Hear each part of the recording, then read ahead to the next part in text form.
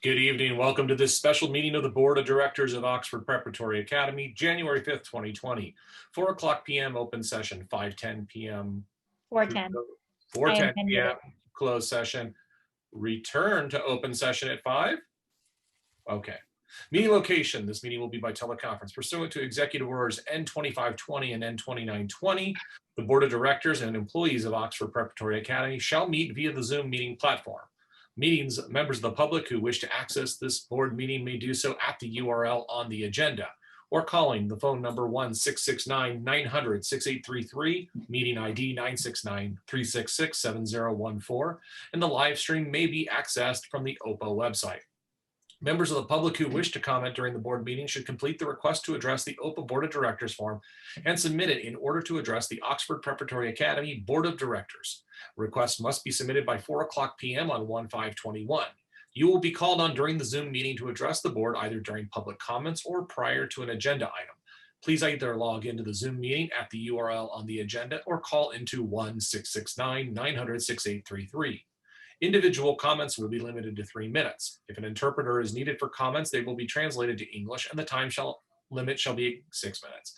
The Board of Directors may limit the total time for public comment to a reasonable time. The board reserves the right to mute or remove a member of the public if comments or actions disrupt the board meeting. We will call this meeting to order at 4:06 p.m. and proceed with roll call. Danelli Agarwal. Present. Joseph Haney is present. Raymond Jackson. Happily present. Beautiful. Paul Kagoo is momentarily absent. Amy Smith. Present. And Delight Travis. Present. All right. Next up is approval of the agenda for the special meeting of the Oxford Preparatory Academy Board of Directors on January 5th, 2021. It is recommended that the Board of Directors approve the agenda for the special meeting of the Oxford Preparatory Academy Board of Directors on January 5th, 2021. Do I have a motion? I make a motion to approve the agenda. And do I have a motion? All right, that was fast. All those in favor of approving the motion to approve the agenda for this special meeting say aye. Aye. Aye. Aye. Those opposed? This motion passes unanimously. We will be moving into closed session to discuss the subject of a threat to public services or facilities. Is this Ed Code section 54956.5 and section 54957, a public health emergency? Do we have any comment cards to speak on what we will be speaking on, discussing in closed session? We have no comment cards at all. All right. We will then dismiss ourselves to closed session at 4:07 and return at 5 o'clock. All right. We reconvene to open session at 5:08 p.m. with nothing to report from having occurred in closed session. Next up is our flag salute. Do we have anyone leading it today? We do not. So it is Okay. all you, and my flag is gone. So you'll just have to find a flag somewhere to salute to. All right, I'm gonna do an image search for a flag. I might be able to find it. It's not on my. Maybe we could put it in the background. I usually put it as my background, but it disappeared.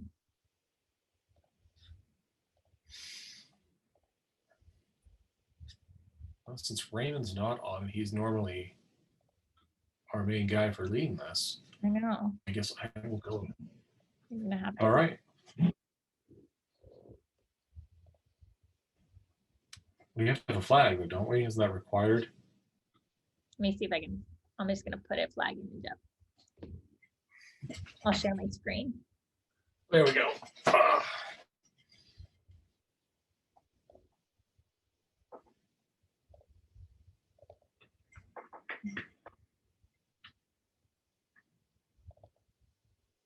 Okay.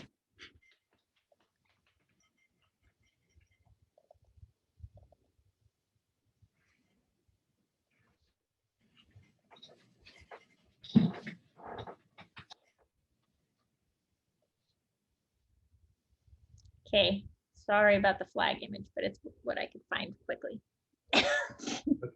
That's a dog. You guys have a dog? You have Tito? Yeah. Let me switch screens. All right, how about now? Flag. We have, well, I went away. I have you. All right, flag. Flag. All right. All right, please rise. Place your right hand over your heart. Ready, begin. I pledge allegiance to the flag of the United States of America and to the republic for which it stands, one nation, under God, indivisible, with liberty and justice for all. Thank you, Dr. Kernan. Sorry about that. And Seems thank really you. right on my background. That's all right. Let's see. Next up is 5, public comment, oral communications, non-agenda items. The public, including public attending the teleconference location, are invited to address the board regarding items not listed on the agenda. No individual presentation shall be for more than 3 minutes, and the total time for this purpose shall not exceed 15 minutes. Ordinarily, board members will not respond to presentations and no action can be taken. However, the board may give direction to staff following a presentation.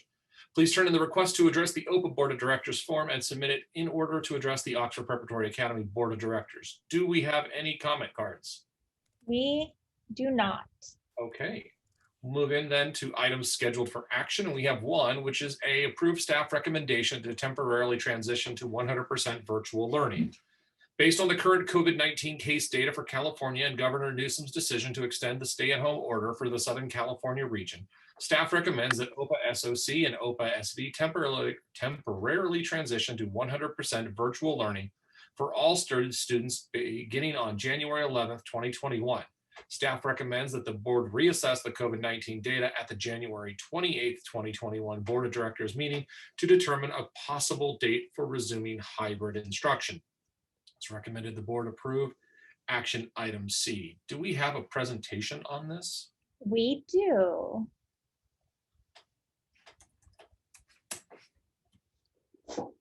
Okay.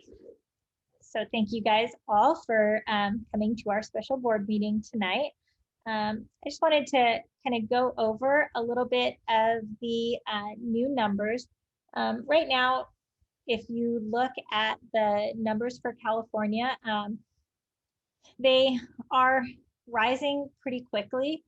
We had a little bit of a decrease over the last couple of days because of the holiday, and also because there was an issue with the state of California reporting system. Their server went down a couple of days ago. So there's been a little bit of a lag in reporting. But as of January 2nd, our numbers, if you look at the graph here, our positive cases in California have gone up from our board meeting at the beginning of December 10th. We were down around here. Our numbers have definitely continued to increase in California, as well as the number of daily deaths and our total number of deaths. So especially in Southern California, we are part of the Southern California region.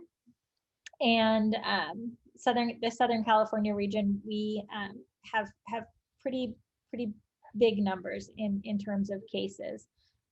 Looking at our Orange County data, right now our daily case rate per 100,000 is at about 53.5.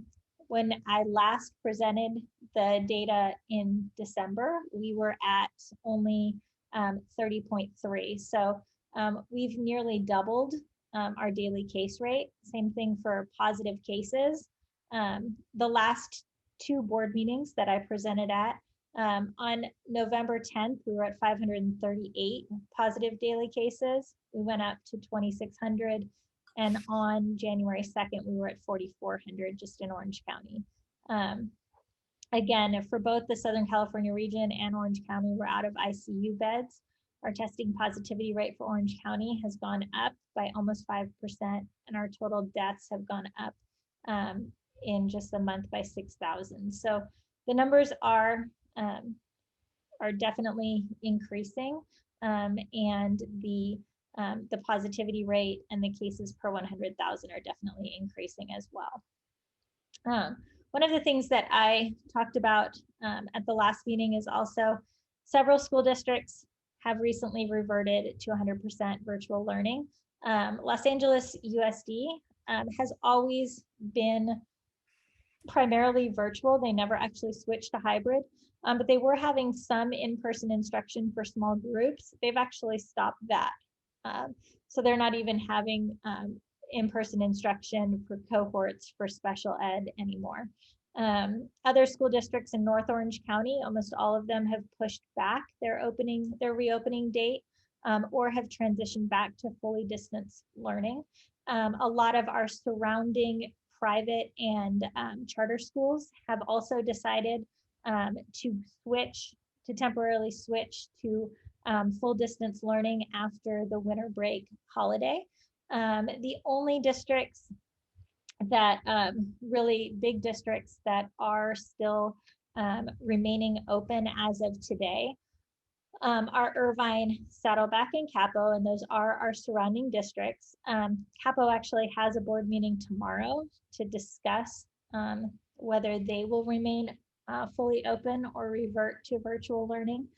But really, it is, most of our surrounding schools, most of the districts in Orange County have all decided to transition back to distance learning, at least for a short period of time after winter break. And in fact, Orange County Department of Education before winter break closed down all of their offices and sent their staff home to work remotely. So even the Orange County Department of Education has shut down. And a lot of the bigger districts, LA Unified, San Diego Unified, they all remained virtual the entire time and have pushed back their reopening dates. A lot of them were thinking of trying to reopen in January, and those dates have been pushed back. Another aspect is that a lot of people traveled over the winter break, and anyone who's traveled out of state or who got together for family gatherings needs to quarantine for 10 days before returning to school. We estimate that at least 10% of staff will be quarantining due to travel or illness that first week back from school on 1/11. It will create some staffing issues at school sites. We also can't require students to quarantine after travel, and having those students come back to campus could pose a safety risk to staff and students. And then we do have a lot of staff and students, because we have this extra week off, we do have a lot of staff and students that are actually traveling right now. And so that means that they will have to quarantine for 10 days after this week. Really, before winter break, the director of the Orange County Healthcare Agency recommended that all schools revert to 100% virtual learning during that quarantine period, so that we can assure that people are quarantining and not coming back and spreading the virus on campus. And also, if you've looked in the news lately, there is a much more transmissible variant that's already been found in San Bernardino and San Diego County.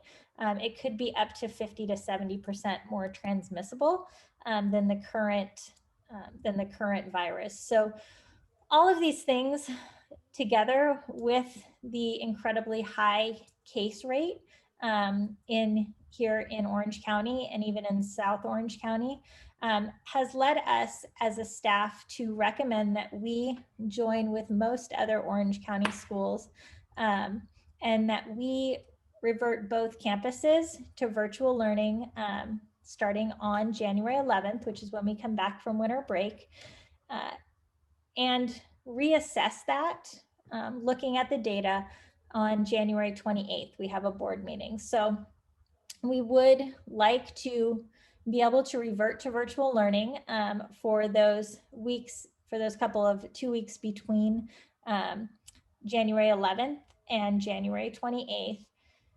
Come back with more data, come back and be able to really look at what the numbers look like in California, how our county is doing, and be able to then reassess whether we can reopen in February. All of our students will remain in their current schedule. So if you have a student who is currently hybrid, they'll remain in their same schedule. They'll just switch to virtual learning. So we won't have to do any schedule changes. And then most of our staff will work remotely unless they need to work on campus. And they'll remain in their classrooms away from other staff if they do choose to work remotely. One thing that is good for OPA is that we did open for hybrid instruction. The state sort of posed or shut everything back down as far as schools reopening on November 10th. However, any school that was open on November 10th can shut down for periods of time that they deem necessary for safety reasons. And we are still allowed to reopen anytime we'd like after that. And so whereas most other schools who were shut down on November 10th, they have to wait until California is out of the purple tier, or until Southern California is out of the purple tier in order to reopen their schools. We can continually look at the data, and we'll have this on each one of our board meetings coming up in the next few months, where we can reassess the data. We can really look and see where our students are, where our community is, and when it's safe for us to reopen. The governor is proposing a safe school reopening plan, where instead of schools having to actually get out of the purple tier in order to reopen, with a lot more safety measures in place and testing, we could reopen if our numbers, or we can reopen anytime, but other schools that have remained closed the entire time would be able to reopen if their case numbers went down to 28 cases per 100,000. So we're sort of looking at that as a possible data metric. There will be more language coming out in the next week or so from the governor regarding that proposal. But we are looking at that sort of being our metric. We were able to safely be open in December when our numbers were down around 28 per 100,000. And so we feel that that would be most likely a good metric to use for our staff and families to be able to use to say that we could safely reopen, most likely if our numbers are down around 28 per 100,000, which again is around where we were before the winter break when we were open. But again, that number has doubled now, or almost doubled now. And so with those numbers, the fact that hospitals are being overrun, the transmission rate is much higher than it has been. Our testing positivity rate is much higher. We do really feel that in order to try to ensure the health and safety of our staff and our students and our families, that just temporarily reverting to distance learning is really the only way to keep our OPA community safe. But again, we all understand we want kids in school. We know that kids should be in school. For most kids, they learn much better in person. And so we will continue to look at the data. We want to bring students back as soon as we can bring them back safely. It's just right now, for at least the next couple of weeks, we don't feel that it's safe to bring students back on campus right after the winter break. So we are recommending then again that we would revert to virtual learning starting this Monday. Same classes, same schedules for students and teachers, just everybody 100% virtual. And then again, we will look at the numbers on the 28th. I'll be also doing a presentation regarding the governor's new safe school reopening plan and some of the implications around that and the metrics that schools have to meet. But again, for us, we would just be using those metrics as a way for us to determine when it's safe, because we were already open, we don't actually have to meet those metrics to reopen. But we want to make sure that we know that we're going to be able to safely reopen when we do. And so I'll be presenting more about that at our next regularly scheduled board meeting. But really, that is our recommendation, to make sure that everyone is safe. So are there any questions from the board? Does not seem like Bridget? any. Do we want to, do I have a motion and then we can approve it and then we can have a discussion or, Yeah, we should have motioned first. yeah. So do I have a motion to Yeah, approve? Raymond would like to make a motion to move to the virtual only schedule per the recommendation of staff. I appreciate the motion. Do I have a second? Second. All right, is there any discussion by the board? So I have a question. Oh, sorry. Go ahead, Raymond. I just have a question about, it seems like this is a topic that's pretty heavily endorsed by the Orange County Health Department. Am I understanding that right? This move? Yeah, before winter break, it was recommended by Dr. Chow that schools go to 100% virtual if you weren't already there for at least a few weeks after winter break to really encourage that quarantining for anyone who has traveled or has gotten together in large family gatherings, because we can't mandate that for students. This is the one way to make sure that we are abiding by that quarantine and keeping people from bringing the virus onto campus after travel and winter plans.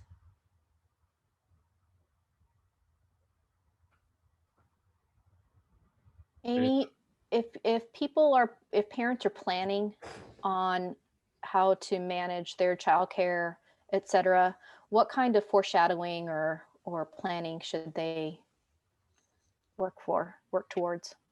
I mean, it's kind of hard to say right now. Like I said, we want kids to be in school, so we are gonna try to continually reassess.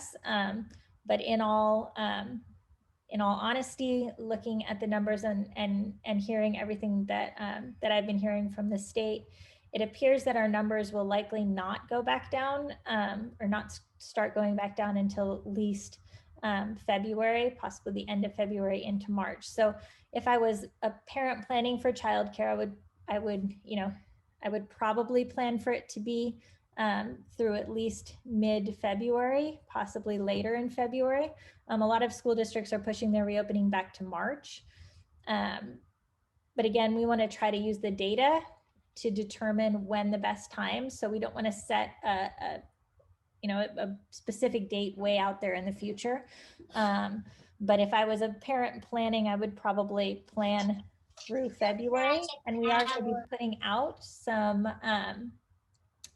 information, hopefully tomorrow or the next day, regarding the new schedules for the YMCA and the Boys and Girls Club that we're going to be offering continuing to offer on both campuses for childcare options for parents who need those options for students. So we'll be getting that out probably, like I said, probably tomorrow or the next day.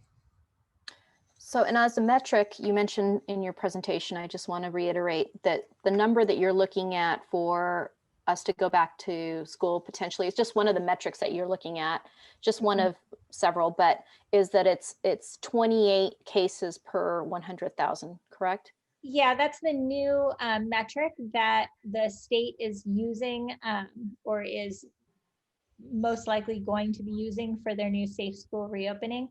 It doesn't actually get us out of the purple tier. It's about halfway out of the purple tier, but with some additional measures, testing, things like that, we think that we can safely reopen if we get back down to that number of about 28, which is where we were before winter break, when we were able to safely be open. Thank you.